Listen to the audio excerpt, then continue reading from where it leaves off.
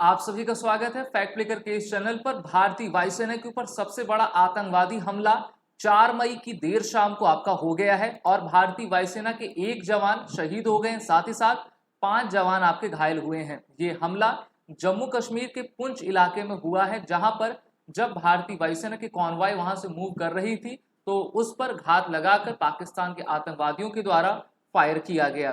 भारतीय वायुसेना ने 4 मई की देर रात 10:37 पर हमें ये जानकारी दी है कि in the ensuing gun fight with the terrorist the air warriors fought back by returning fire.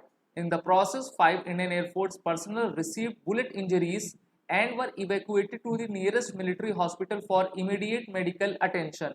One air warrior is combated to his injuries later.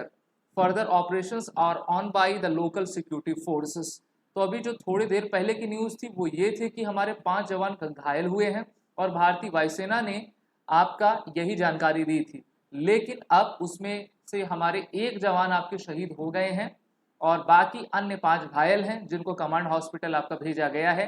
Pakistan की तरफ से एक बार फिर से कायराना हमला भारतीय फौजों पर आपका किया गया है।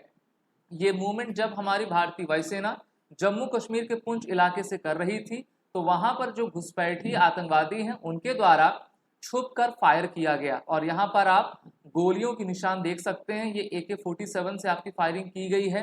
भारतीय वायुसेना ने भी उनका मुकाबला दृढ़तापूर्वक किया, लेकिन हमला इतना जोर का था और इतनी आपकी आनन फानन में हुआ कि उसमें किसी को आपका मौका नहीं मिला कि सही तरीके से रिटेलिएट कर सकें। वो आतंकवादी का सर्च ऑपरेशन आपका चल रहा है। वहाँ की जो हमारी इंडियन आर्मी की लोकल यूनिट रेजिमेंट है उस पूरे इलाके को कॉर्डन ऑफ आपका किया हुआ है।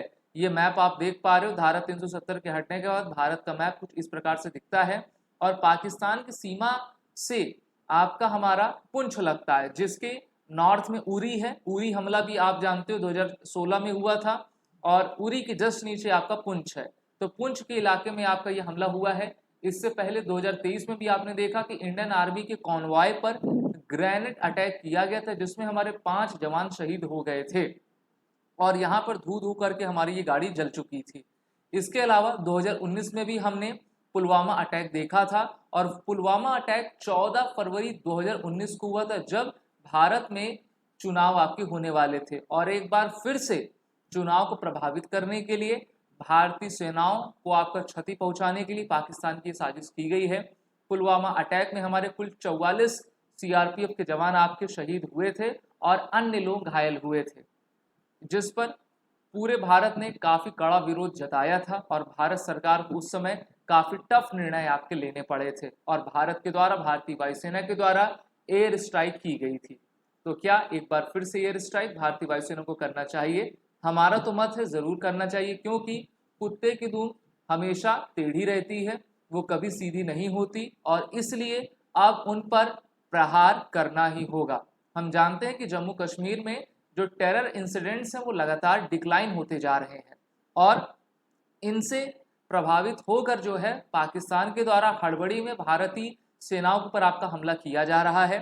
टेररिस्ट इंसिडेंट हो, इनकाउंटर्स हो, सिविलियन कैजुअलिटी हो, security personal killed in action हो, 2018 से डेटा और 2023 का डाटा आप यहाँ पर मैच करवा सकते हैं, जहाँ पर काफ़ी भारी कमी आई है और जम्मू कश्मीर एक बार फिर से पीस के रास्ते पर आगे बढ़ रहा है। वहाँ के लोगों ने ये भी आपको स्वीकार किया है, लेकिन ये जो आपके छुप कर एम्बुश करके हमला किया जा रहा है वो भारत को बिल्कुल बर्दाश्त नहीं होगा।